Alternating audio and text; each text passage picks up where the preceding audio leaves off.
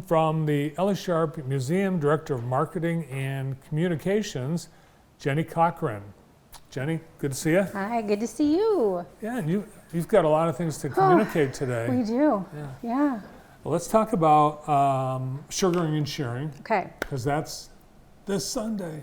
It is this Sunday. Yes, I've literally been out on the grounds tending to sap and scooping suet for this weekend for a project that we've got going. So suet.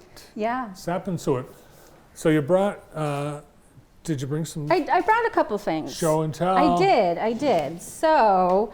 When you get that sap on your fingers, it's impossible to get off. Well, maple sap's a little bit more forgiving than, like white pine sap. Pine's the worst. Right? Okay, so I brought some sap. Oh, wow. Have you ever tasted the sap? Have I ever tasted sap? Yeah. Yes. Like yes. right out of Yeah. Have I told you I grew up in Vermont? No. Yeah, so we would lick trees when we were kids. Yeah. Yeah, we did it all. Probably just pours out of the trees there. It does. It pours out of the trees. And we went to the sugar house. We had one, we lived near one, several, in several places we lived. They were always there. They're everywhere. Oh. So yeah. And I've made maple syrup. So is the Vermont maple syrup as good as Michigan maple syrup? No, it's the same. Okay. It really is. I mean, it is chemically exactly the same. Yeah. So, but Vermont's the biggest producer in the United States and in North America. Then Canada. Canada's real big producer. And here in the upper Midwest. Yeah. Mm-hmm. Yeah. Are you going to be actually making maple syrup? Well, we have a sugar bush. Mm-hmm. So we will have demonstrations of what that looks like. We've got our trees tapped. The Dahlem Center came out and tapped our trees, and we will be holding demonstrations so people can see what a sugar bush looks like and the process of making sap and getting it from the tree, and then what you do with the sap to turn it into maple syrup. Mm-hmm. In a sugar bush, it's just a grove of maple trees. Yes, and a fire pit. Yeah, and sugar house or sugar shack, that's where it's boiled and turned into syrup. Yes, so we will have that. We'll have some samples of sap and some syrup. This thin, clear, tasteless. It looks like water. Yeah. Yeah.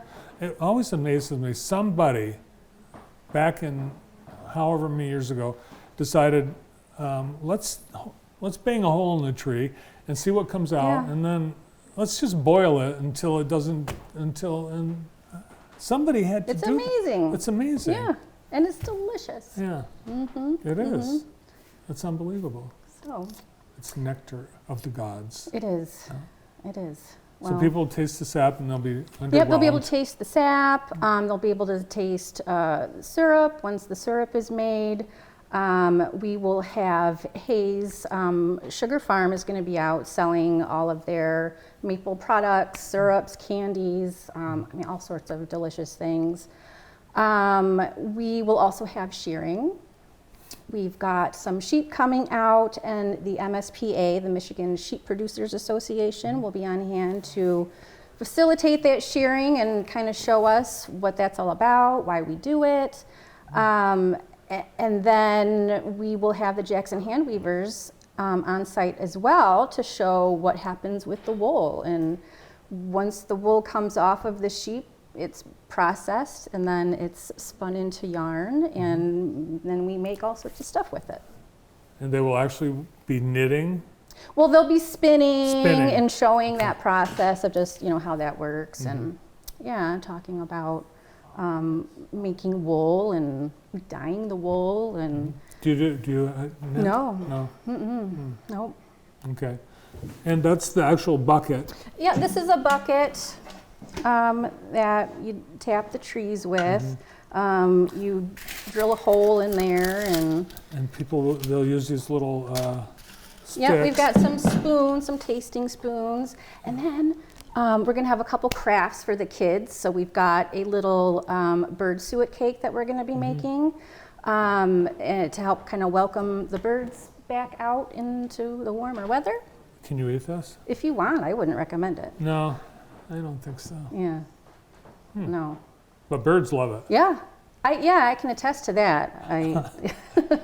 They do. Food trucks. Food trucks. Oh my gosh. So we've got Baby Bear coming out. We've got West Texas. We even have a Big B coffee truck. Yeah. So we've got some delicious food vendors coming out. The Sugar Butch. We also are going to have a little bit of a little petting zoo with Lowry's Flat Farm. They're going to come out and bring some animals out there. We've got house tours are going on. We're going to have a blacksmithing demonstrations out on the lane. It's just, you know, getting back to the good old days of sugaring and shearing. Yeah, I'm glad to see it back. Yeah. And it's all free except bring money because the food trucks and so on. Food trucks, yes. Galleries, we're going to have some special shortened planetarium shows running throughout the whole day instead of just our regular times. And those do cost the price of admission. But we've got tons of stuff going on. We have another cute little popsicle sheep craft that we're going to be doing for the kids. We've got the suet cakes. Popcorn Charlie's going to be up and running.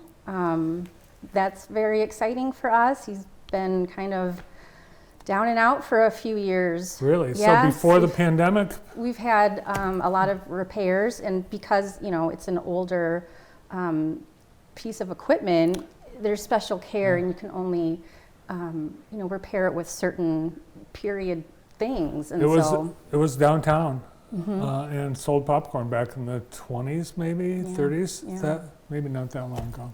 All right. So besides the sugaring and sharing, quick reminders and some of the other things happening through the rest of the month. So sugaring and shearing comes right into spring break. We do have extended hours for spring break. We'll be open Monday through Sunday. Monday through Saturday, we're open 10 to 5. Sundays, noon to 5. We've got planetarium shows running daily. We'll have a house tour running 1 p.m. every day. Galleries are open. We've got some great shows going on right now. We've got our dinosaur safari, the Michigan fossils. We have a beautiful portraiture exhibit right now with Sam Connect, the Encounters in Light. And then we have a pop-up exhibit of Jerome Washington's art, The Hidden Women of Color. And that's in celebration of Women's History Month. And that'll be on display as well. Cool. And you've got your busy summer event season, and that includes the art, beer, and wine. You always need volunteers. Yes, yes. So stay tuned for that. As we kind of get through sugaring and shearing, we'll be ramping up for art, beer, wine, and we'll have all of our volunteering needs and information out there to get people in. And it's looking to be a great time this year. We're excited. Awesome. Thanks for all you guys are doing for the community, and looking forward to great events. Thanks, we are too. And maple syrup. Maple Can't syrup. beat it. Appreciate bringing the suet and the sap. Yes, yes, of course. Thanks for coming in. Yeah, thanks for having me. Jenny Cochran, Director of Marketing and Communications at the Ella.